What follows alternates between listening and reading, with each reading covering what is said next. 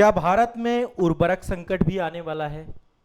अभी आप सभी ने देखा, प्रधानमंत्री नरेंद्र मोदी जी के द्वारा अपील की गई कि सोना मत खरीदिए, डीजल पेट्रोल का कम उपयोग करना है, कार पूलिंग कीजिए, इलेक्ट्रिक व्हीकल पे जाइए, वर्क फ्रॉम होम की बात कही गई, साथ ही उर्वरक को लेकर के भी बात हुई है इस बीच में।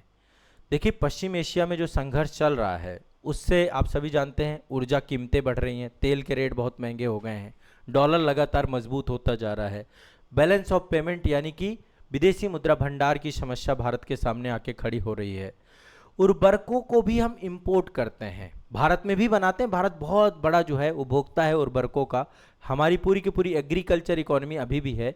तो उर्वरकों के लागत, मतलब इनकी लागत बढ़ गई है, बड़े स्तर पे लागत बढ़ गई है। और चूंकि आप सभी जब हमें विदेशी मुद्रा, सोना खरीदने में भी हमें विदेशी मुद्रा लगती है, तो सोना ना खरीदें ऐसी बात कही गई, इंपोर्ट ड्यूटी बढ़ा दी गई।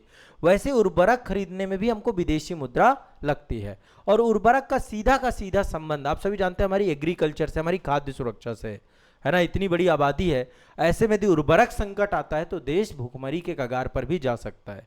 कई सारे सेक्टर पे पूरा पश्चिम एशिया संकट आके खड़ा हुआ है। तो आइए आज विस्तार में बात करते हैं, क्या भारत पश्चिम एशिया संकट के कारण से अपनी खाद्य सुरक्षा से भी जो है संकट पे आ जाएगा या ऐसी स्थितियां बनेगी। ये मामला अभी लंबा खींचने वाला है, अभी इतनी जल्दी इसका समाधान निकलने वाला नहीं है।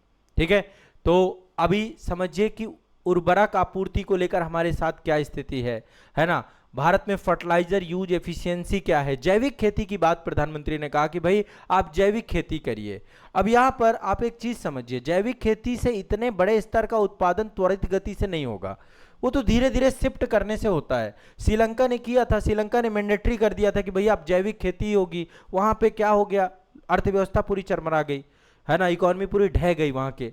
तो भारत में उर्वरक क्षेत्र एग्रीकल्चर की रीढ़ है, बैकबोन है, और देश की खाद्य सुरक्षा और करोड़ों करोड़ों किसानों की आजीविका सीधे तौर पे उर्वरकों की समय पर उपलब्धता और उनकी कीमतों पर जो है निर्भर करती है। एग्रीकल्चर समय का खेल है ना, आप समझिए, समय पर चीजें मिलनी चाहिए। तो यदि भारत में उर्वरक संकट आता है तो बहुत सारी समस्याएं आके खड़ी हो जाएंगी। भारत दुनिया में उर्वरक का दूसरा सबसे बड़ा उपभोक्ता है, दूसरा सबसे बड़ा उपभोक्ता, और हम आयात करते हैं उर्वरक का। भारत में तो उत्पादन हो ही रहा है लेकिन हम आयात करना पड़ता है। लेकिन हाल ही के वर्षों में भारत को आपूर्ति में कमी, पूरा सप्लाई चेन डिस्टर्ब हुआ है, वैश्विक कीमतें बढ़ गई हैं, भू राजनीतिक उतार तनाव के कारण से उर्वरक का भी संकट देखने को मिल रहा है। क्योंकि भारत अपनी जरूरत का, देखिए जो हम पोटास खरीदते हैं लगभग 100% पोटास, लगभग 90% फास्फेटिक उर्वरक, ये और जो यूरिया वगैरह है सब बाहर से ही आयात करते हैं। तो अभी जो मिडिल ईस्ट संकट आया है ना, आप समझिए पश्चिम एशिया खाड़ी देश जो हैं इनसे हम सबसे ज्यादा मंगाते हैं, लगभग 50% से ज्यादा, चाहे वो डीएपी हो चाहे यूरिया हो, पश्चिम एशिया से मंगाते हैं है ना।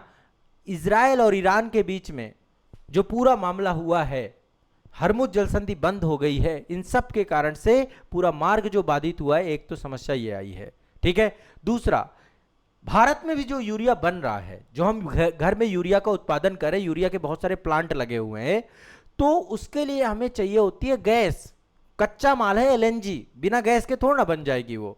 अब एलएनजी नहीं आ रही, वो आ भी रही है तो बहुत महंगी हो गई है। तो खाड़ी देशों में तनाव के कारण से एलएनजी आपूर्ति बाधित हुई है, जिससे भारत में घरेलू कारखानों में जो उत्पादन हो रहा है वो भी प्रभावित हो रहा है। ठीक है, तीसरा, अंतरराष्ट्रीय बाजार में कीमतें बढ़ने से सरकार किसानों को सस्ते दामों पर खाद देगी, सरकार सब्सिडी देती है इस चीज पे। इस कारण से उर्वरक सब्सिडी बिल 70,000 करोड़ से ज्यादा बढ़ गया है सरकार का। समझिए, सरकार की अभी हालत बहुत खराब चल रही है। सरकार ये चीज जो बता रही है, चुनाव वगैरह चल रहे थे, सही से समय से चीजें बताई नहीं गई। तो एक तो उर्वरक सब्सिडी, अब उर्वरक के रेट बढ़ रहे हैं, उर्वरक सब्सिडी भी दे करके, सब्सिडी में उर्वरक आती है, तो ये आपको दिमाग में बैठाना है। तो क्या खाद्य सुरक्षा संकट में पड़ रही है, क्योंकि सब कुछ, मतलब कच्चा माल, मतलब ईंधन ही डिस्टर्ब हो रहा है। बिना ईंधन के घरेलू उत्पादन बेहतर नहीं होगा, और इंपोर्ट भी नहीं कर पा रहे, विदेशी मुद्रा भी कम हो रहा है धीरे धीरे से। तो हम सोने पे अभी सब बातें, सब सोने की बातें कर रहे हैं, उर्वरक की बात भी होनी चाहिए, इसलिए मुद्दा मैंने उठाया है। इसके बाद अब देखिए, थोड़ा सा मैं एग्जाम व्यू पॉइंट से आता हूं। देखिए, पौधों के विकास के लिए या फसलों के विकास के लिए 3 पोषक तत्व मुख्य तौर पे होते हैं, जिनको हम एनपीके कहते हैं, और इनका एक रेशियो होता है पूरा का पूरा। नाइट्रोजन उर्वरक आपका पौधों की वृद्धि और हरी पत्तियों के लिए जरूरी होता है ना। यूरिया लगभग 46% आपको नाइट्रोजन की आवश्यकता पड़ती है। दूसरा होता है फास्फेटिक उर्वरक, पौधों की जड़ों के विकास के लिए, फूलों के विकास के लिए, फलों के विकास के लिए अमोनियम फास्फेट आपका, जिसको हम डीएपी कहते हैं, अमोनियम फास्फेट को हम डीएपी कहते हैं, ठीक है। और एक आपका एसएसपी होता है जिसको सिंगल सुपर फास्फेट कहा जाता है। सिंगल सुपर फास्फेट आपका एसएसपी है। इसके अलावा बहुत सारे पोटेशिक उर्वरक होते हैं, फसलों को बीमारियों से बचाते हैं, अनाजों की गुणवत्ता को सही करते हैं, ठीक है। तो ये आपका म्यूरेट ऑफ पोटास होता है, इनमें एमओपी बोलते हैं इसको, पोटेशिक उर्वरक। तो देखिए यहाँ पे मैंने क्या क्या बातें कही, एक तो यूरिया होता है आपका, दूसरा डीएपी होता है। आप में से जो किसान होंगे वो सब जानते होंगे इस चीज को। डीएपी को अमोनियम फास्फेट बोलते हैं, और एक सिंगल सुपर फास्फेट होता है जिसको एसएसपी कहते हैं, और पोटेशियम उर्वरक में एमओपी होता है जिसको म्यूरेट ऑफ पोटास कहा जाता है, ठीक है। और भी बहुत सारी चीजें, लेकिन मैं जो चीजें बता रहा हूं। अब आजकल जैविक उर्वरक भी चल गए हैं, बायो फर्टिलाइजर इनको कहा जाता है, नैनो उर्वरक भी चल गए हैं, नैनो यूरिया का कॉन्सेप्ट भी आ चुका है, ये भी आ चुके हैं आपके। तो हमें एनपीके एक अनुपात में डालना होता है। एनपीके का रेशियो क्या होता है? आप में से कुछ खेती किसानी करते हैं कि नहीं करते आप लोग? एनपीके, इसका रेशियो होता है 4:2:1 का ये रेशियो होता है। असंतुलित अनुपात में नहीं डाला जाता इसको। नाइट्रोजन, फास्फोरस और पोटास का जो रेशियो है 4:2:1 होना चाहिए। यूरिया के अत्यधिक और सस्ते उपयोग के कारण से कुछ राज्य, मतलब कुछ राज्यों में, जैसे कई जगह पे ज्यादा यूज होता है। आप समझिए, चाहे पंजाब हो, पश्चिमी उत्तर प्रदेश हो, मिट्टी बंजर भी हो रही है, यहाँ पे लोग ज्यादा यूज करते हैं असंतुलित उपयोग के कारण से। अभी एक नीम कोडेड यूरिया का भी कॉन्सेप्ट चला है। यूरिया की कालाबाजारी को रोकने के लिए, उद्योगों में अवैध इस्तेमाल को बंद करने के लिए भारत सरकार ने 100% नीम कोडित यूरिया को अनिवार्य कर दिया है। यानी यूरिया मिट्टी में धीरे धीरे घुलता है, पौधों को अत्यधिक लाभ मिलता है और ज्यादा यूरिया इसमें यूज करने की जरूरत नहीं पड़ती है। तो अभी नीम कोडेड यूरिया का कॉन्सेप्ट आ चुका है। इसके अलावा एक नैनो लिक्विड यूरिया का कॉन्सेप्ट भी है। भारत दुनिया का पहला देश है जहां पे नैनो लिक्विड यूरिया का व्यावसायिक उत्पादन शुरू किया गया है। 500 मिलीलीटर की एक बोतल, ये समझिए, पारंपरिक यूरिया की पूरी बोरी के बराबर है। यानी एक छोटी सी बोतल में पूरी एक बोरी का काम हो सकता है, इतना उसमें तो नैनो लिक्विड यूरिया आ चुका है। नैनो यूरिया आप इसको कह सकते हैं, ठीक है। आधा लीटर की एक बोतल होती है और वहीं 45 किलोग्राम की एक बोरी आती है आपकी, ठीक है। तो ये भी आपको ध्यान रखिएगा।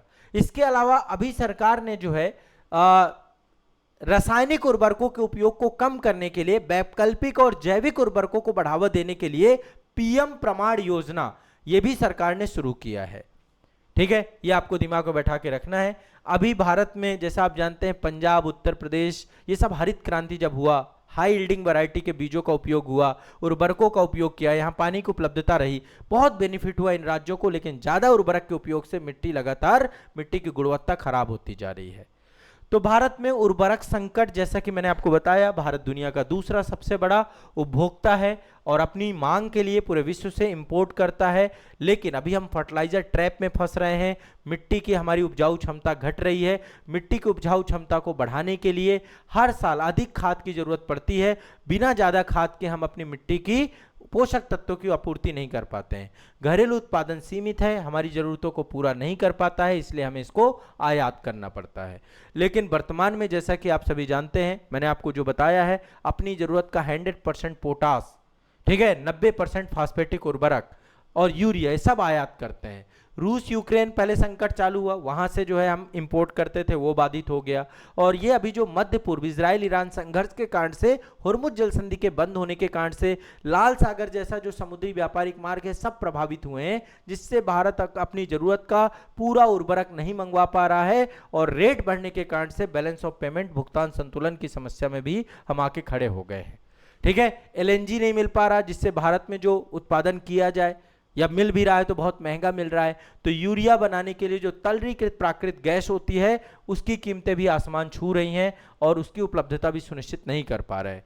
सब्सिडी के बारे में मैंने आपको बताया, सरकार का सब्सिडी बिल 70,000 करोड़ रुपए बढ़ गया है, ठीक है। तो जमीनी स्तर पर किल्लत और कालाबाजारी चालू हो चुकी है। रबी और खरीफ, अभी खरीफ की फसल आने वाली है, आपकी फसलों की बुआई में अभी पीक सीजन आपका स्टार्ट हो रहा है। पंजाब, हरियाणा, उत्तर प्रदेश, मध्य प्रदेश, यहाँ पे खाद बहुत चाहिए होती है और खाद की भी किल्लत चालू हो गई है।